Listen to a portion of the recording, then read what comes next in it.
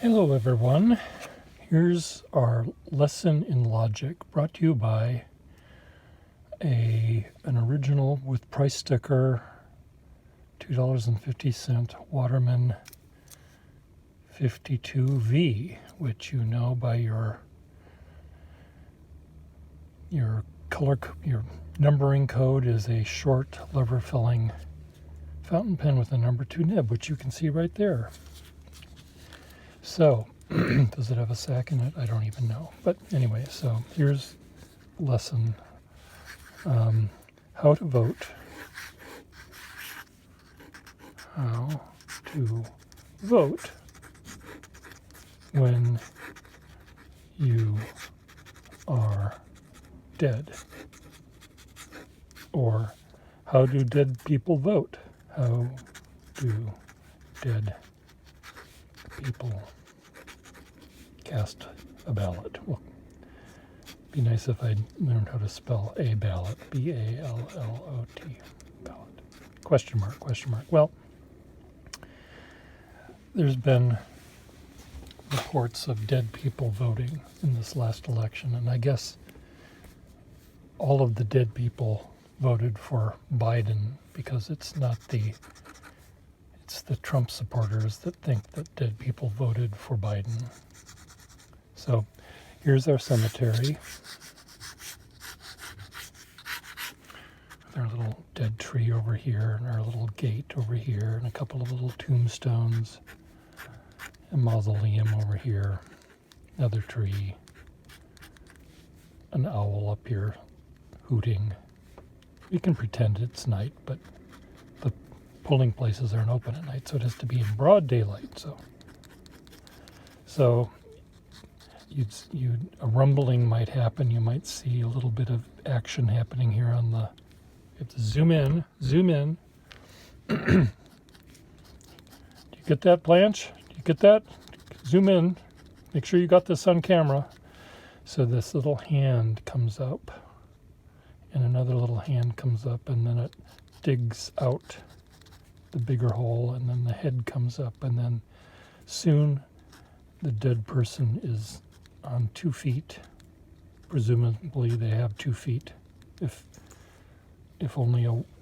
this person who is dead got in a train wreck and one of his legs was ripped apart and lost, and he was only buried with one leg, he'd only have one leg, and he'd hop. Then he would hop over to the polling place to cast his ballot. I think that the person at the polling place might know that this person is dead. Do you think they'd figure that out?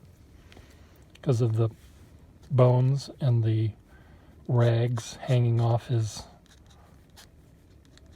bony body, and the fact that he only has one leg, and when he hops he jiggles and rattles. I would think that would be a clue. Now, if you were working in that polling place, would you allow this person to vote? I don't think so. Let's say they voted by mail, so they hop or walk or slither or however they get over here to the post office, and they get a ballot, and they put it in the mail, and they lick it, but their tongue doesn't exist anymore because it's a soft tissue, so I don't know how they bring it hop over to the water fountain and get the envelope wet to seal it, and then they put it in the mailbox. I would think somewhere on traffic cams and security cams at the polling place or at the post office, we would see this. So clearly, I think we can say that this did not happen. So how else does a dead person vote? Well, let's say I pretend to be a dead person. So how do I do that? Well, I'd probably go to the Goodwill store and find a nice suit from maybe 1968. Nice narrow tie suit, maybe a polyester kind of a suit. Was that when polyester was big? That was the 70s. and I'd find some nice shoes. I'd make it a nice ensemble. And then so I'm all set. And then I probably would go on a diet for a couple of days to sort of look a little thinner. And then I'd go over here to Jack's. To Jack's bait and tackle shop, and I'd say, "Hi, Jack. Could I get a gallon of worms? And do you have any larvae or bugs?" It's just, no, you don't have those, just worms? Okay, worms will have to do. So you take that bucket of worms home with you. You have your suit, you put your suit on, and then maybe you roll around in some decaying fish guts or something to have that smell that you want. Maybe some mothballs, throw some mothballs in there so that the mothball smell of maybe the suit that you were buried in that was in mothballs for a couple of years before you died. You sort of create this ensemble, this realistic look. Oh, let's see. Then what else do you do? Maybe after you go to the worm shop, you go over here to the pharmacy or the supply, the chemistry supply, and you get some formaldehyde. And you douse that on your clothes too. So you got the whole thing going for you.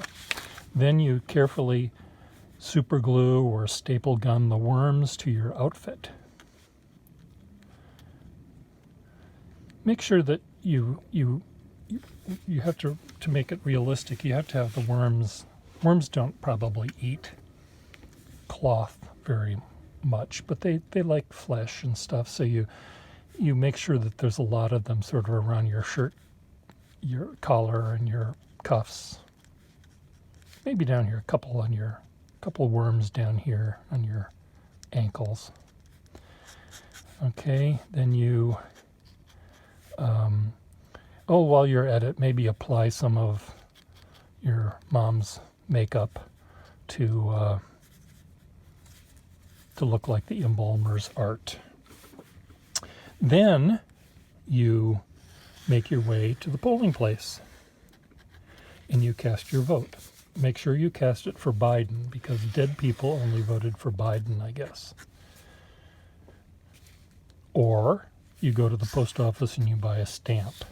Now, I would think that even if this showed up at the polling place, reeking of formaldehyde and worms, poor little worms staple gunned to your wrist, I even think that might cause someone to wonder. Don't you think? Or there's security cams. Let's say there was really stupid people working at the polling place, but the security cams would see this, and that would be something we'd know. So those are two ways, but I don't think this would work. Both ways there'd be proof of this. So how else can dead people vote? You could be, in fact, dead, resurrected to vote for Biden, or pretending to be dead and voting for Biden. Now, the thing is, well, I don't know what the thing is. You have to explain it to me. So I don't think either one of these ways would work. Is there a third way that I don't know about, how a dead person can vote? Let's say I don't dress up and I just show up and I say, my name is Anthony Peterson, which is my grandmother's name, but they wouldn't necessarily know that I was not my grandmother, because Anthony is kind of a masculine name. And they would look on the thing and I'd tell them my address. Well, sir, according to our records, there's no such person at that address. Or they might say that person from that address already voted, Or they'd say, we cannot find your name anywhere because my grandmother died 35 years ago. So it wouldn't be on the list. Now, let's say it was my father. Let's say I dressed up as my father. Now, he died a year ago, so he might still be on some sort of list. I don't know. Is that how it worked? Is that how the dead person voted? If there were millions of dead people voting, it had to be an actual dead person, someone pretending to be a dead person, or someone pretending to be a live person in hope that they don't know that they've already died. But all of these creatures have one thing in common. They all voted for Biden. Evidently. Is that correct? Or, I don't know. Explain it to me. Write your answers below. Look at this lovely pen. Price sticker right on it. That was a lot of money back in 1915 or whenever this pen was made. $2.50.